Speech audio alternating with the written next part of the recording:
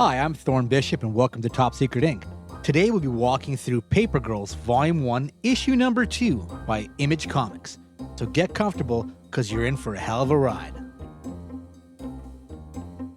The second issue starts off with a Mum-Rah guy running for his life through a suburban neighborhood, clutching a parcel like it's the last slice of pizza in the box.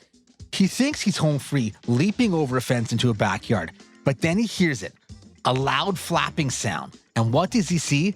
Not a seagull, not a pigeon, but a massively oversized pterodactyl. And I got a bad feeling about this. I mean, like really. Immediately next, it cuts into a new scene with a wooden fence absolutely covered in blood. Yeah, Mum-Rah didn't make it. The parcel, now a total casualty, burst opens and spilled all over the floor. And it's a bunch of like retro junk, like old telecom electronics, a landline phone, a receiver, FM radio, and stuff like that.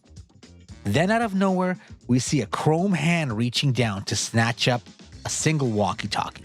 The scene then shifts back to the girls at Aaron's house, and things are getting weird. Like no one's home, like not even the parents. At 5 o'clock in the morning, they're gone. Mac, being the smart one, tries to call the police, but all she gets is a dial tone and this looping recorded message from the emergency broadcast system telling them that everyone to evacuate the town. Total panic mode, right? The girls are completely freaking out at this point. Mac apparently takes charge of the situation and says, listen, we got to go back to my place. She knows her dad has a gun stashed away in the house. So they ditch the newspapers, hop on their bikes, and just get out of there. But of course, they don't get very far. On their bike ride to the house, they bump into some dude in a Wolfman mask and a Guns N' Roses t-shirt. And you think he's a monster, but nah, he's just some teenager still out trick-or-treating from last night. And he's just staring up into the sky. And you know what he sees? Hundreds of those same giant pterodactyl, oversized birds circling right above them. The girls start to freak out. They leave the kid behind as they pedal for their lives. Now they're panicking at a huge level. Finally, they ended up getting to Mackenzie's house, and what do they find? Her stepmom, completely hammered, going on some crazy rant over her husband abandoning her.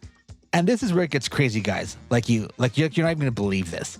The mom, in a fit of hysteria, pulls out a gun she found in the house and starts waving it around in front of the kids, then puts it to her own head, like she's hysterical, saying she can't do this alone, and she's just about to pull the trigger.